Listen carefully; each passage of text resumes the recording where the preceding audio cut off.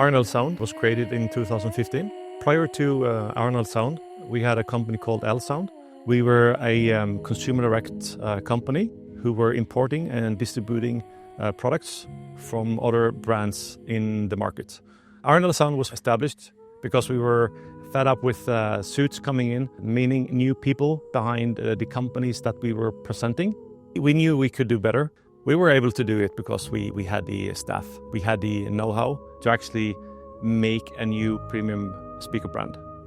So the power in doing consumer direct is that we have direct contact with the customer, which is not what you have in the traditional distribution. You have a distributor, you have a dealer, and there you lose the contact with the customer. So we are always directly pointed to the customer and we know what they need directly. We have an extreme fast-paced decision making, so we can always turn around swiftly for the better of the customer.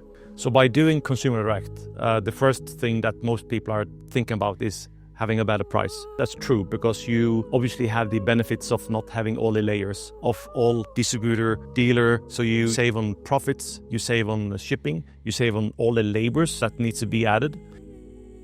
The first product line when we established Arendal Sound was the 1723 product line. 1723 comes from the year of when the town of Arendal got the privileges as a town. We figured that was a good product naming because that was when everything started for Arendal. So we figured that was everything that started for us too.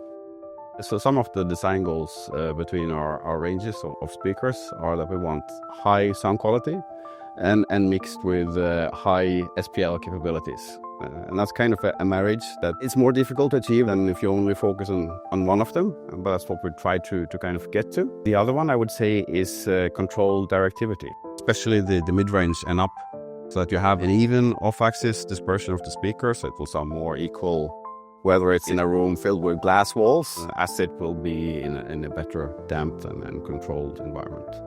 For 1723, the overall kind of design of them was a two-way setup, where it was a 2.5-way on the tower, because we had another two woofers, but all were two-way Diapolito designs, meaning you have an MTM, and then for the tower you have another two woofers, so that makes the last halfway. After that, we launched 1961. That was a smaller, more lifestyle kind of product segment offering. So for the 961, we have the same kind of topology as we do in 1723, where we have a two-way monitor, center, bookshelf, and then we have a 2.5-way tower. So you have 4 woofers, and the 2 bottom ones, they cover the base, and then the 2 top ones, they cover the base and then all the way up to the reader. And then the years passed, and we have been working now 2 years on the 1528. The goal of it was to create a new statement from the company into the market, which is overcrowded by overpriced high-end products. So for 1528, we still have a high focus on what we call SQL. So you have high sound quality mixed with the capabilities of SPL.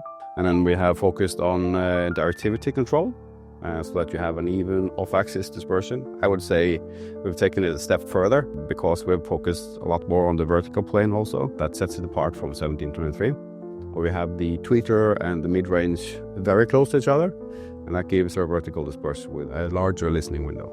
I want them to experience the realism, what came into the recording from whether it's a 2-channel perspective or whether it's from a multi-channel surround perspective, that they can kind of get into the zone and be in that moment and forget what's going on outside. I want people to see Arendal Sound as a consumer-centric approach with integrity in everything that we do for the better of the customer. I knew that we were on the right track after the launch when we started getting the customer feedback. They were super positive about the fast response. They were really happy about our products. They were really happy about our guidance. And what stands out most of the cases that we're trying to downsell them if they're asking for something bigger that they actually need. That turns out to be really positive for them. And it's positive for us because it improves customer satisfaction.